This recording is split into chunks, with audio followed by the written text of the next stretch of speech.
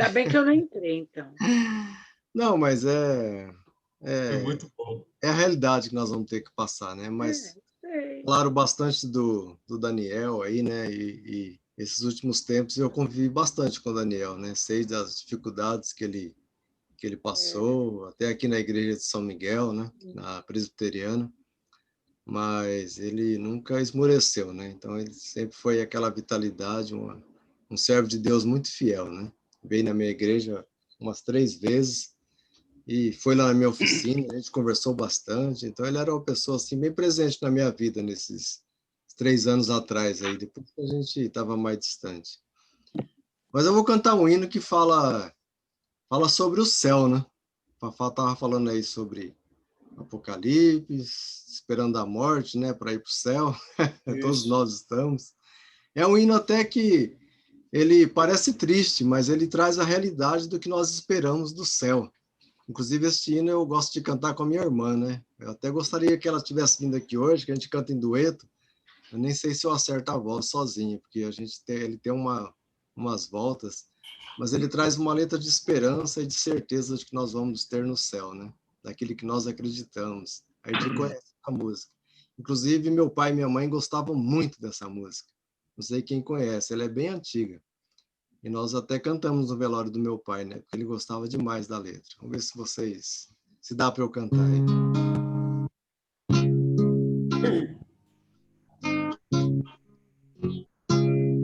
No céu não há nenhum desgosto, cansaço, tristeza, nem dor, nenhum coração quebrantado, nem hino, sinal de louvor. As nuvens que aqui são escuras, lá deixarão de existir. Lá tudo será alegria, sem nunca um suspiro se ouvir. Não haverá choro nem pranto, lá não ouvirão tristes sons, por causa de entes queridos. Lá no céu ninguém morrerá. Os velhos serão sempre jovens, pois Cristo os transformará. E para não haver fechar de olhos, imortais ele então nos fará. Hei de ir para aquela cidade que Deus para mim preparou, ali onde os redimidos só cantam hinos de louvor. Às vezes eu sinto saudade dessa terra feliz eterna. Oh, que gozo será ver o meu Salvador na cidade de glória e cristã. Amém.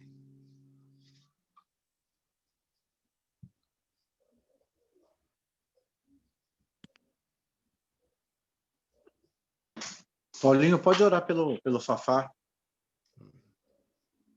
Pai querido, graças te damos, Senhor, por este dia. Muito obrigado pela tua misericórdia sobre nossas vidas, pelo teu amor, tua bondade.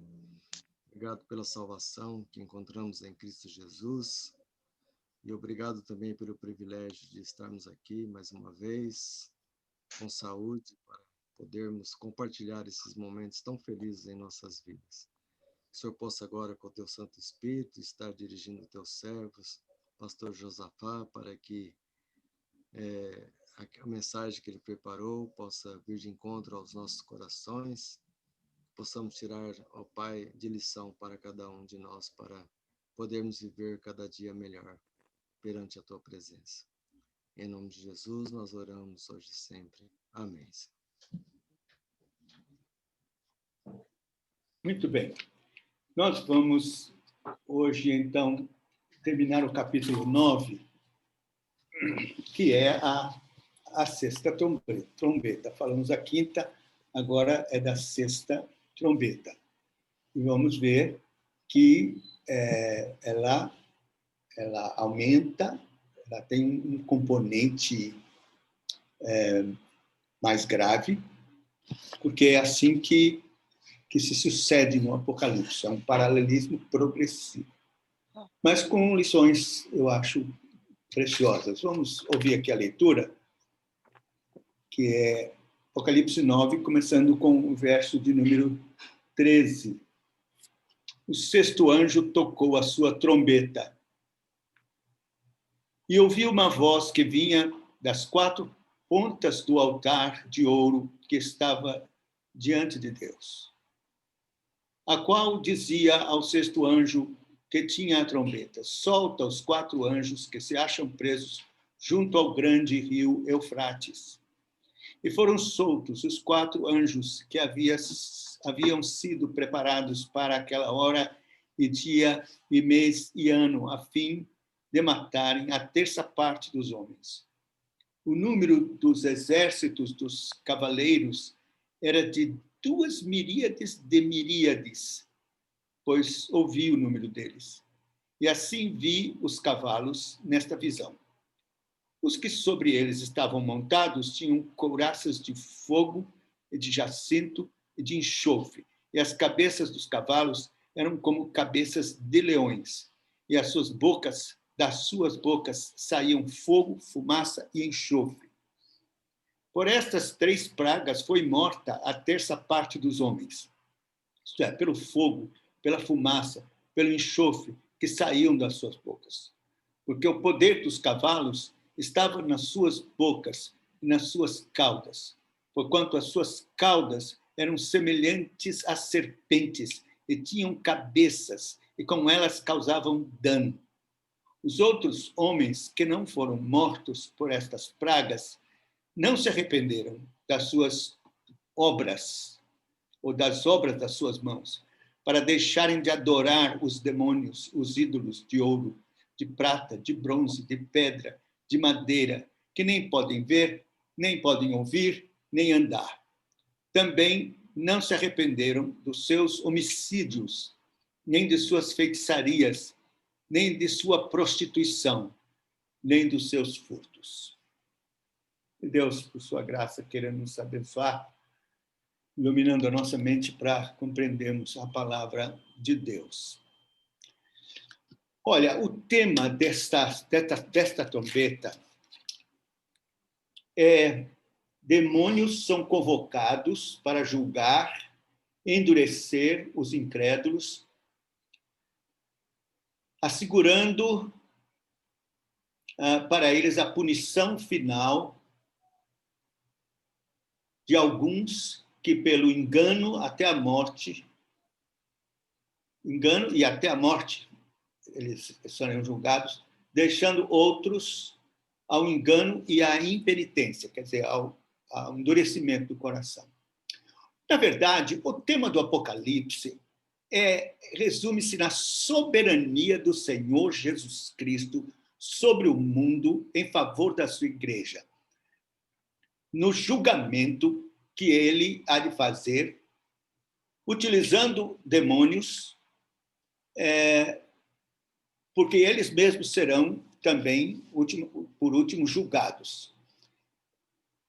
E nesse capítulo, de modo mais claro, nós temos a soberania de Deus sobre o mal, a soberania de Cristo sobre o mal.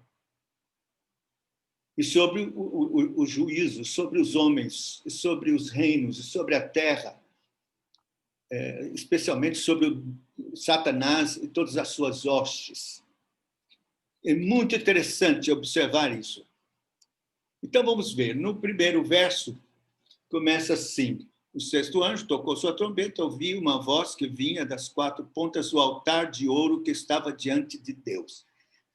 Note bem, nós temos aqui este altar de ouro, de quatro pontas. Esse não é o altar de fora do templo, é o altar que ficava dentro do Santo dos Santos, chamado altar de incenso, altar das orações, altar de ouro, de incenso. Tinha 4 chifres, 4 pontas. E você deve se lembrar que foi debaixo deste altar que as almas dos santos oraram e clamaram, vindicando a glória da justiça de Cristo sobre o sofrimento que eles tiveram na grande tribulação. Então, isso está ligado a esse clamor. A voz que é ouvida é a voz de Cristo, um anjo. É o mesmo que pegou as orações dos santos, purificou com suas mãos e entregou a Deus, e então veio o juízo. Você se lembra, no capítulo 6, aliás, capítulo 8, é o mesmo anjo que, naquela posição, ali onde estão as almas de baixo, ele, então, como quem ouviu esse clamor dos mártires, desses santos que sofreram perseguição e sofreram nessa terra de toda forma por Satanás, todas as suas hostes, ele agora, então, faz ouvir esta voz que vem deste altar de ouro que estava diante de Deus. A segunda coisa é que a ordem vem onde Deus está, de Deus. Então, começa aí a soberania no julgamento. Tudo que vai acontecer por ordem, decreto, mando, soberania de Cristo. Versículo 14. O qual dizia ao sexto anjo que tinha a trombeta: solta os 4 anjos que se acham presos junto do grande rio Eufrates. Nós temos 2 coisas aqui. Quem são esses 4 anjos que estão presos, atados, e o rio Eufrates. 2 coisas importantes. Estes 4 anjos não podem ser anjos bons, são anjos maus, eles estão presos, eles estão atados. 4, porque significa os quadrantes da terra, não há nada na terra que há de escapar ao mal que estes 4 anjos malignos vão fazer. Então, eles estão atados. É bom lembrar que na linha que nós estamos estudando o Apocalipse, chamada milenista e reformada, é do ponto de vista da soberania de Deus, sobre tudo e sobre o mal. Nós vamos ver no capítulo 20 que Satanás é preso quando Cristo vem e se manifesta aqui na terra.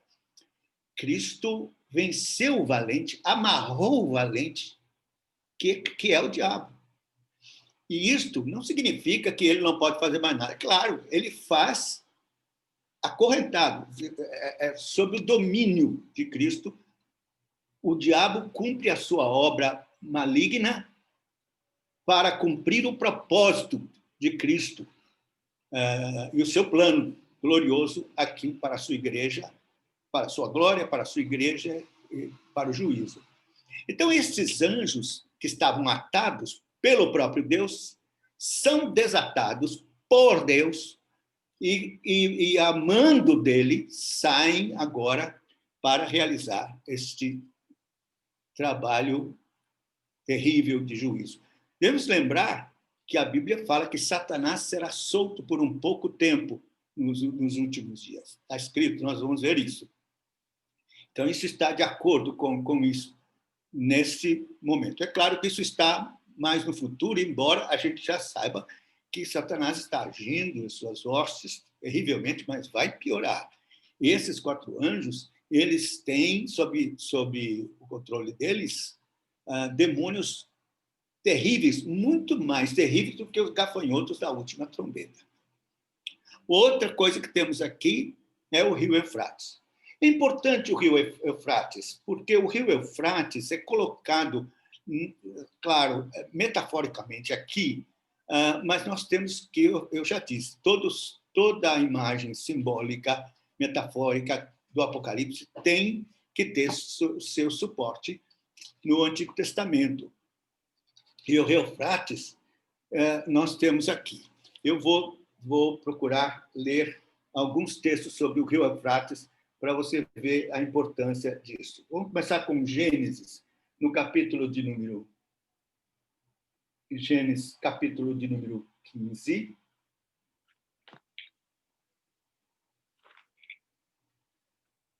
Gênesis 15, verso 18. Diz assim: naquele mesmo dia fez o Senhor um pacto com Abraão, dizendo: a tua descendência tenho dado esta terra, desde o rio do Egito até o grande rio Eufrates. Então, veja, o rio Eufrates está aqui como limítrofe, como fronteira, algo que Deus colocou para não ser ultrapassado. Eufrates, limite do mal, separando os seus santos, seu povo, sua igreja, e o mal, e o mundo, e qualquer outra coisa. Segundo Deuteronômio, capítulo 1, versículo 7. Voltai-vos, ponde-vos a caminho, e ide à região montanhosa dos amorreus, e a todos os lugares vizinhos, na Arabá, na região montanhosa, no vale no sul, à beira do mar, à terra dos cananeus e ao Líbano, até o grande rio Eufrates, num passo do rio Eufrates. Limítrofe, fronteira, e o povo de Deus e o mal. E mais um, Josué, capítulo 1, versículo 4. Desde o deserto, este Líbano, até o grande rio, o rio Eufrates, toda a terra dos heteus, até o grande mar, para o poente do sol, será o vosso termo, até o rio Eufrates. Então, você perceba aqui que o rio Eufrates é um limite, é uma fronteira, e que não é para ser traspassada. No entanto, nós estamos vendo aqui, né, que o qual dizia ao 6º anjo, que tinha a trombeta, solta os 4 anjos que se acham presos junto ao rio Eufrates. Eles vão passar o limite para cá. A ordem de Deus é que agora o mal vai ser solto e vai realizar a sua obra de deletória, de juízo, né, mortal.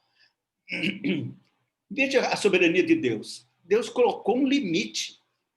Por isso é que o mundo não se destrói. O limite é o rio Eufrates, é o limite do mal, que soberanamente Deus estabeleceu. Até hoje, você pensa o quê? Se fosse deixado aos demônios e aos homens livre para... O que é que faz com que o mundo não seja destruído? Nós já temos armas atômicas, eu já ouvi dizer que pode destruir a Terra não sei quantas mais vezes existe por aí. Por quê? Por que alguém não aperta o botão? Por quê?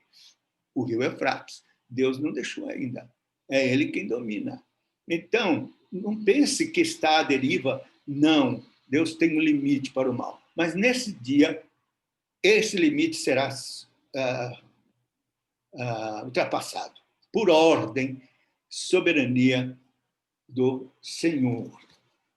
É o grande Deus soberano, Cristo, realizando a sua obra. Deus protege o seu povo eleito. Satanás não ultrapassa os limites. Esses anjos estão atados. Mas agora vão ultrapassar. Devemos lembrar que os eleitos de Deus têm um selo. Nunca podemos esquecer desse selo. Antes de começar tudo, com relação aos juízos, Deus selou o seu povo. Na fronte, o nome do Pai e do Filho, do Senhor Jesus Cristo. Nós somos selados. Então, o mal que o diabo vai fazer, fará como juízo e castigo sobre os ímpios, mas Deus vai guardar o seu povo na sua integridade espiritual. Não significa o selo de Deus nos guardar de dano físico ou da morte. No entanto, esse dano será para a bênção, será para bem, será sempre para o bem. Nós já aprendemos isso, né? Que todas as coisas concorrem para o bem daqueles que amam a Deus. Então, todo o mal que os crentes vão passar nessa terrível tribulação, com a ação tão exposta e violenta destes demônios, Deus vai cuidar do seu povo. Isso é da maior importância, né? Então, essa é a verdade preciosa aí do controle soberano de Deus sobre Satanás. Verso 15. E foram soltos os 4 anjos que haviam sido preparados para aquela hora, e dia, e mês, e ano, a fim de matarem a terça parte dos homens. 2 coisas aqui. Preciso dia, preciso o mês, preciso o ano, e o limite da morte que será efetivada. Soberania de Deus. Mais uma vez, sobre o mal. Veja que Deus tem o dia, o mês e o ano. Decreto de Deus. Não vai ser nem menos, nem mais. Precisamente, isso mostra a soberania de Deus sobre o tempo e sobre os acontecimentos. É a santa, inerrante, sábia providência, soberana providência de Deus, nos mínimos detalhes. Um fio de cabelo não cai se não for do consentimento. Um passarinho não morre se não for do consentimento de Deus. Então, soberania de Deus no tempo e nos acontecimentos. Isso é consolador. Estamos falando agora, Jaziel, sobre a doutrina da soberania de Deus é consoladora, porque tudo é feito segundo a vontade soberana de Deus, que é boa, perfeita e agradável. E que nada foi nem antes nem depois. Me lembro que eu fui fazer um enterro lá no Pará, em uma família americana, muito querida. Eu estive lá com eles, e eles perderam um filho, um moço, casado novo, com uma filhinha que, inclusive, tive a oportunidade de batizar uma vez que estive lá. E agora fui fazer o enterro dele. E a mãe, do crente, piedosa, o pai também, mas estava muito chorosa, claro, e pensando assim, porque ele saiu de carro, ele veio correndo com o carro, e a estrada era de terra. E um caminhão estava na frente, levantando poeira. Ele não sabia que tinha caminhão. E aí o caminhão parou, ele bateu atrás, né? Então a mãe disse assim: olha, se ele tivesse esperado um pouco mais, 1 minuto ou 2 para sair, ou se ele saísse antes, mas foi justamente nessa hora. Eu disse: exatamente, esta é a soberania de Deus. Hora, dia, mês, ano, minutos ordenados pelo Senhor soberano. E é bom, é bom, é bom, mesmo que a gente não entenda. Então, essa é a parte importante aqui no verso que fala da soberania de Deus sobre o tempo, neste exato momento da história. Está decretado e vai acontecer segundo a vontade de Deus, a fim de matarem terça parte dos homens, nada menos, nada mais. Ordem, decreto do Senhor. dos que vão morrer. Então, muitos vão ser mortos. Nós estamos vendo que este é um componente a mais que na quinta trombeta não havia. Os gafanhotos, eles não iam fazer dano à grama, à árvore verde, a nada, mas aos homens, contudo, não para matar, para atormentar. Mas agora, na sexta trombeta, entra o elemento morte. Vai morrer muita gente. Isto é uma cena de guerra, né? Esses demônios vão estar atrás de reinos que vão se levantar com seus exércitos, mas, na verdade, quem está dominando este mal, no caso, são estes demônios que estão agindo por mandado de Deus. Mas os homens estão envolvidos e muitos estão morrendo e vão morrer. Terça parte da Terra é muita gente que vai morrer. Morrer mesmo, nesse conflito terrível, né? Que é próximo do fim. O número dos exércitos dos cavaleiros era de 2 miríades de miríades, pois ouvi o seu número. Há uma grande disputa sobre essa quantidade. Se você fizer a conta, dá 200 milhões. Aí muita gente pensa, isso aí são chineses que têm muita... Olha, mas não é especulação. 200 milhões, miríades de miríades, muitas vezes na Bíblia é usada como uma expressão hipérbola, quer dizer, de grande quantidade, como a areia do mar, algo assim, incontável, inumerável. Então, é mesmo para mostrar que é uma movimentação gigantesca de milhares de homens envolvidos e os demônios por detrás, fazendo esse trabalho terrível. Então, aqui seria este o caso, né? Para mostrar a dimensão deste juízo terrível da sexta trombeta, que veio sobre os homens. E veja, é interessante que vai ser uma mistura de tormento e morte, mas também engano. Veja o que diz o verso 17. Assim vi os cavalos nesta visão, os que sobre eles estavam montados tinham couraças de fogo, de jacinto, de enxofre, e as cabeças dos cavalos eram como cabeças de leões, e de suas bocas saiu fogo, fumaça e enxofre.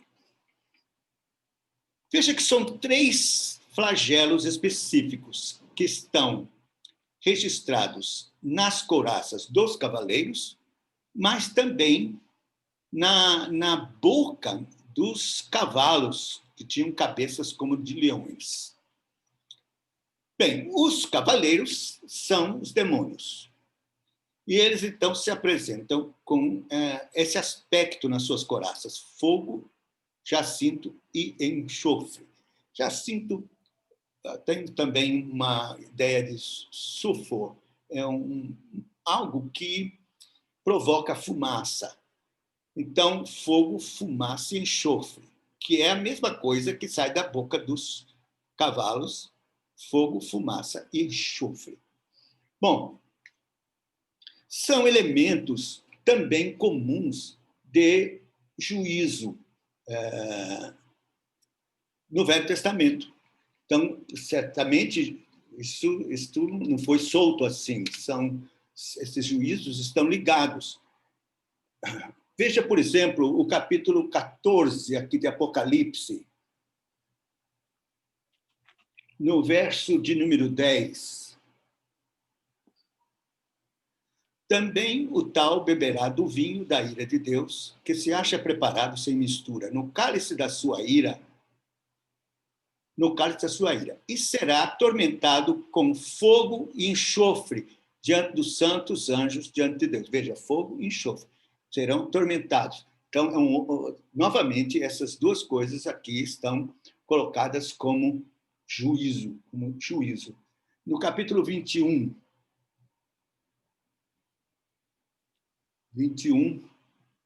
versículo 8.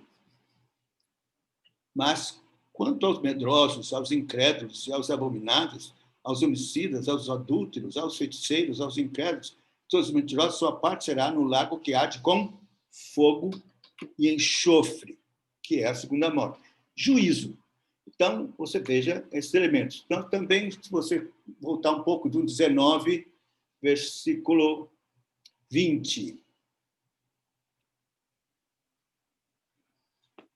E a besta foi presa, e com ela o falso profeta, que fizera diante dela os sinais, com que enganou os que receberam o sinal da besta e os que adoraram a sua imagem. Esses dois foram lançados vivos no lago de fogo que arde com enxofre. A besta e o falso profeta vão ser lançados e vão receber juízo, do mesmo juízo, com fogo e enxofre. E, voltando para 20:10, 20:10 também fala, deixa eu ver se é 20:10. E o diabo, que os enganava, foi lançado no lago de fogo e enxofre, onde estão a besta, falsos profetas, e de dia e de noite serão atormentados pelos séculos dos séculos. No final das contas, diabo, falso profeta, besta, todos vão ser lançados e atormentados, e no juízo, que é fogo e enxofre. Tá bom. Então, você veja que esses fogo e enxofre. A fumaça nós já tivemos uma ideia no capítulo anterior, no capítulo anterior não, nesse capítulo 9, mais acima, quando foi destampado do abismo, você lembra que saiu o demônio que enfumaçou tudo, ficou escuro, abriu o poço do abismo, no verso 2, subiu fumaça do poço, eu estou lendo 9:2, subiu fumaça do poço, como fumaça de uma grande fornalha, e com a fumaça do poço escureceram-se o sol e o ar. Isto é simbólico, porque essa fumaça tem a ver com engano. Engano.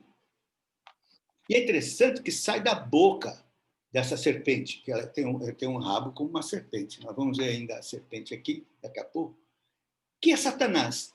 E interessante, sai da boca. Isso aí quer dizer mentira, engano, falsa profecia, heresia, todo tipo de conversa fiada para enviar e prender os homens para a idolatria, porque você sabe que uma das bestas vai se chamar falso profeta e vai convencer as pessoas a adorar a outra besta, a idolatrar. A idolatria está no coração do juízo aqui. E Satanás usa a idolatria para prender os homens. É interessante, se você estudar sobre idolatria, você vai ver que atrás do ídolo tem demônio. Que a gente costuma ouvir as pessoas dizer assim, o ídolo é nada. Realmente, o ídolo é nada. Ah, bobagem. O ídolo é nada. Contudo, 1 Coríntios, capítulo 10, o apóstolo Paulo fala que quem adora a ídolos serve aos demônios. Eles estão atrás. Você deve ter lembrança deste texto, que fala, inclusive, ele faz uma comparação das pessoas irem às festas dos ídolos, crentes indo à festa de ídolos, comendo lá, participando, e depois ir para a Santa Ceia, comer. Ele diz, vocês não podem servir a comer, participar da mesa dos demônios e da mesa do Senhor? Como é isso? Lembra que o apóstolo Paulo faz essa advertência? Então, a idolatria tem a ver com os demônios. Eles usam a idolatria para prender, aprisionar as pessoas. Então, não pensemos, nosso país é um país idólatra. é um país dominado pelos demônios que prendem as pessoas através dos ídolos. E eles fazem uma obra de tal forma de engano que as pessoas são convencidas de que recebem graças através dos ídolos. E é pura mentira, é prodígio de mentira e de engano para cegar as pessoas. Então, nós temos esta figura aqui desses demônios com estas características. E diz, por essas 3 pragas foram mortas a terça parte dos homens, verso 18, isto é, pelo fogo, pela fumaça e pelo enxofre que saiu das suas bocas. Deixa eu só fazer ainda uma coisa com relação a essa fumaça, a esse engano, porque isso aí vai acontecer na igreja também, sabe? Satanás não vai só fazer esse trabalho no mundo ímpio e incrédulo. Ele vai tentar a igreja com a sua dissimulação e heresias. E a gente já tem visto isso, não é? A gente já tem visto como é que penetra sorrateiramente na igreja conceitos que parecem até convincentes, mas que são contra Deus e contra a palavra de Deus. Isso já aconteceu lá nos Estados Unidos de forma avassaladora contra a igreja mãe da igreja presbiteriana aqui, a PCUSA, se acabou. É uma igreja que praticamente não existe, e o que resta é apóstata. Por causa do liberalismo, do falso ensino, da fumaça do diabo, que atacou a Bíblia, a palavra de Deus, e os milagres, e todas as coisas extraordinárias, a própria divindade, nascimento virginal de Cristo, a ressurreição real do Senhor, tudo, eles acabaram com tudo. Disseram que o Jesus da Bíblia não é o Jesus histórico, é um Jesus inventado pela igreja. Acabaram, solaparam as escrituras e a igreja ruiu. Então, é uma advertência. Ele está agindo.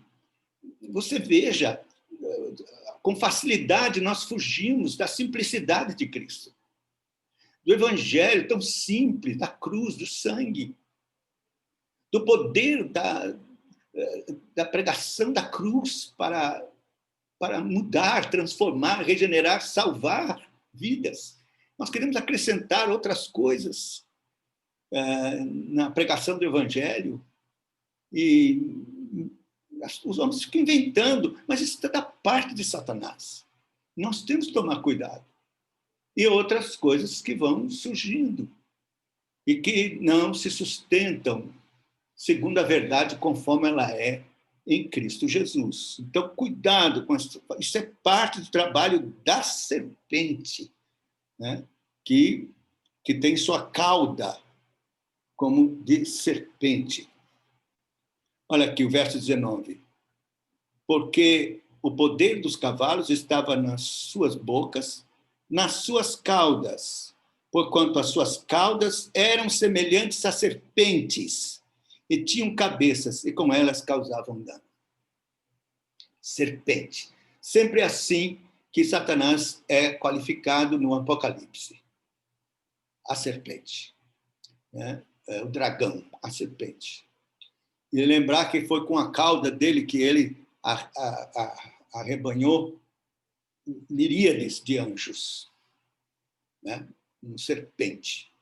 E então, com essa cauda, um serpente, qualificado assim, engano da serpente, ele, e com seu veneno mortífero de heresias e falsidades, engano, ele está agindo.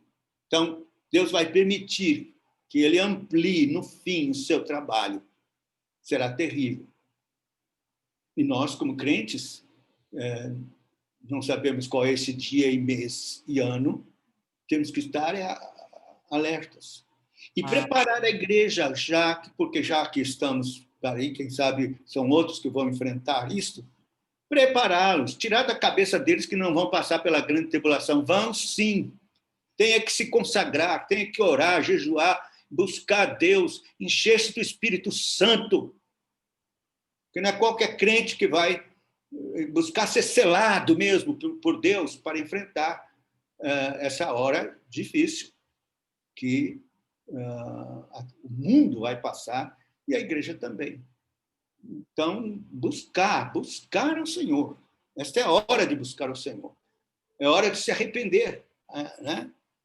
Que engraçado, você veja, nós falamos do arrependimento na quinta trombeta e na sexta ainda tem, sim, oportunidade de arrependimento. Veja, verso 20. Os outros homens que não foram mortos por estas pragas não se arrependeram. Podiam, mas não se arrependeram. Se não se arrependeram, é porque podiam se arrepender. Não se arrependeram das obras das suas mãos, para deixarem de adorar os demônios e os ídolos de ouro, de prata, de bronze, de pedra, de madeira, que nem podem ver, nem ouvir. Também não se arrependeram dos seus homicídios, nem de suas feitiçarias, nem de sua prostituição, nem dos seus frutos. Meus irmãos, veja que coisa horrível. Nós estamos seguindo para um tempo realmente muito difícil, inclusive espiritualmente, né, muito difícil. Porque esta é uma hora da graça, é uma hora que Deus tem colocado seus braços abertos. O Evangelho está sendo proclamado. Arrependei-vos e crede no Evangelho. O Espírito Santo está agindo livremente. Satanás está ainda preso.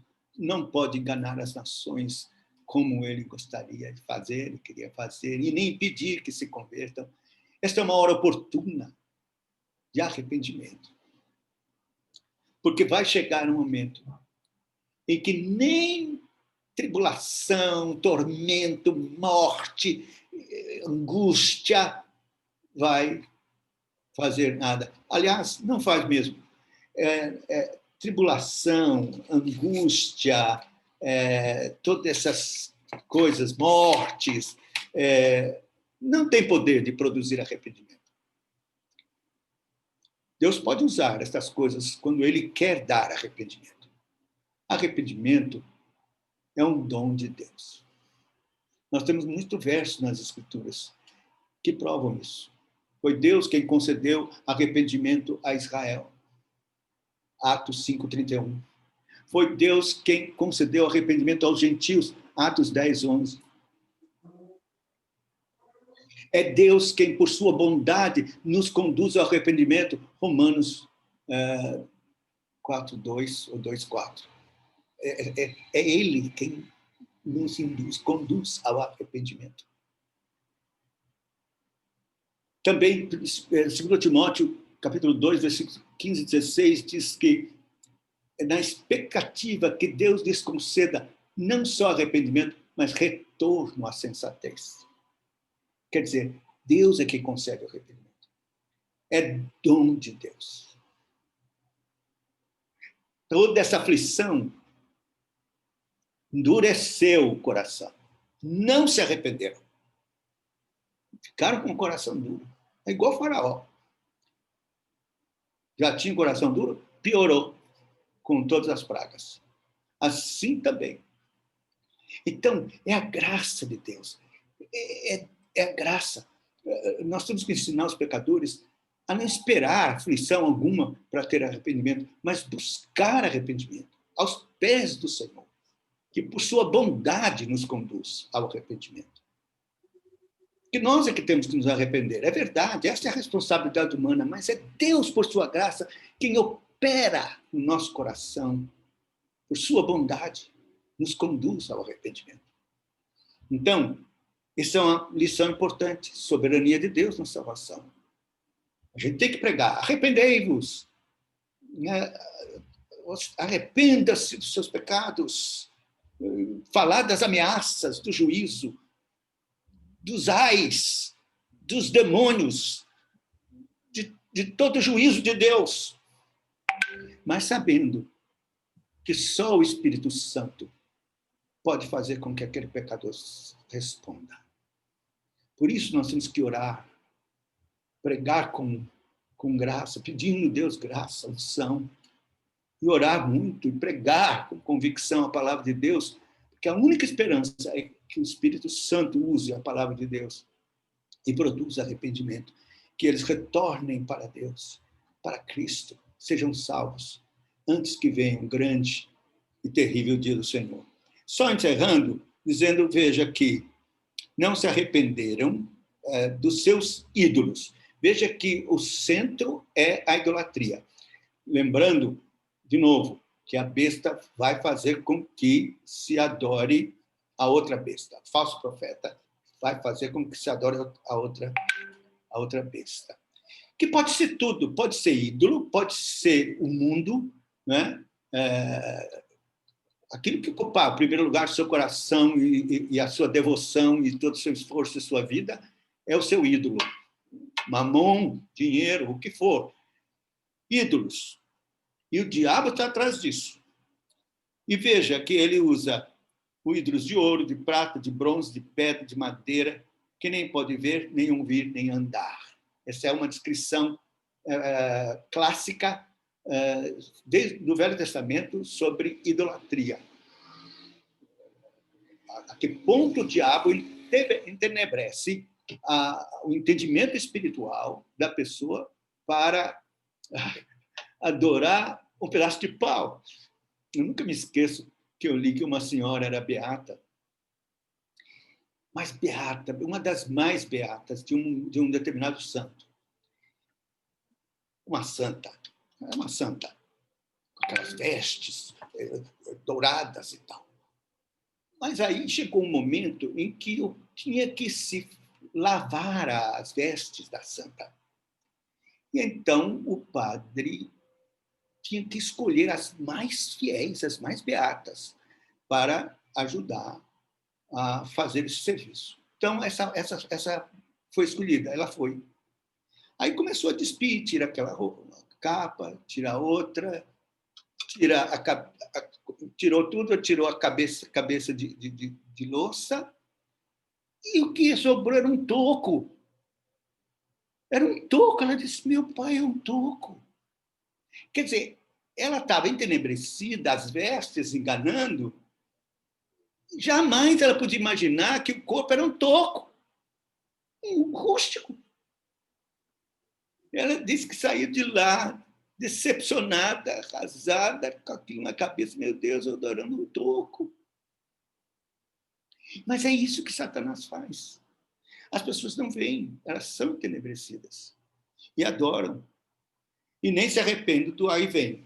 Aqui uma relação dos 10 mandamentos, parte dos mandamentos, né? Homicídio, 6º mandamento, feitiçarias, que nós temos aqui 7º mandamento, e também 9º mandamento, que são mentiras, prostituição, 7º mandamento, furtos, 8º mandamento. Então, as pessoas não estão nem aí, né? E se entregues às suas paixões carnais, vivendo sem Deus, sem salvação. Não se arrependeram. Não se arrependeram. Deus tenha misericórdia de nós, nossa igreja, e nos guarde agora, e se for a vontade de Deus, neste dia, mês e ano. Que seu selo esteja sobre nós. Sejamos guardados na nossa integridade espiritual, fidelidade à palavra de Deus e amor ao Senhor Jesus Cristo. Para que mesmo que tenhamos qualquer dano físico, sejamos guardados, tendo os nossos nomes escritos no livro da vida. E eu quero ler um último verso que eu achei muito precioso ler para vocês. Lucas, capítulo 10.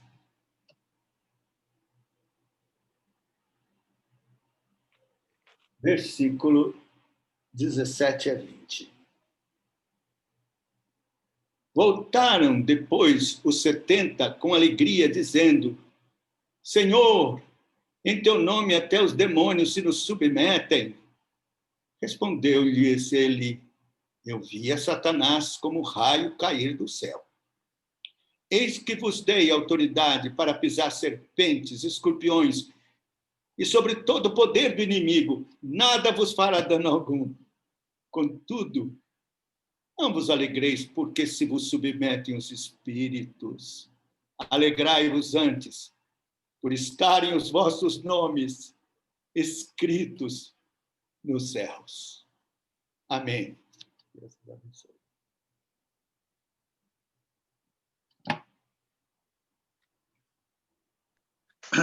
Fafá, pode terminar com uma oração?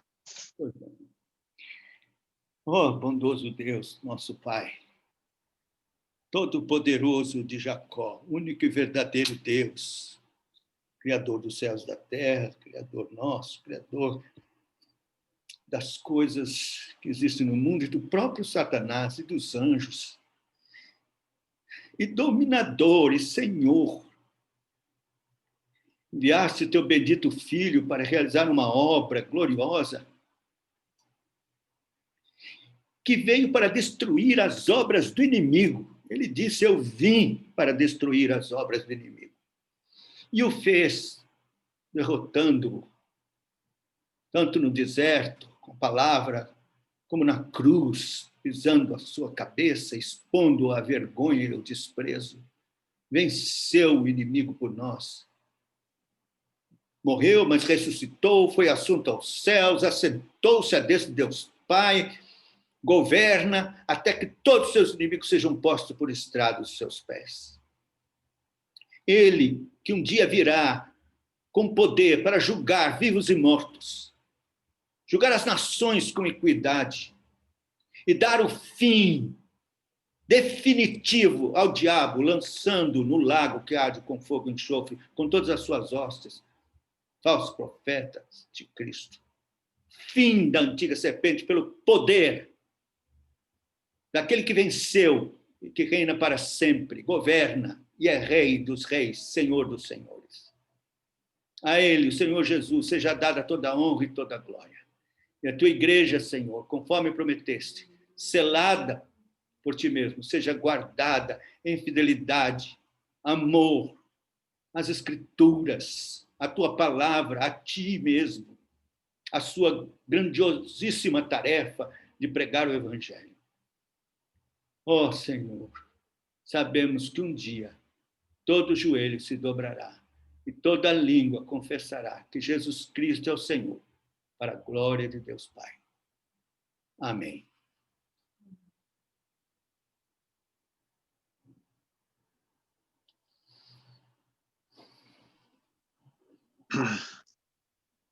Então, nós podemos fazer as nossas perguntas ou os nossos comentários. Está aberto para o pessoal.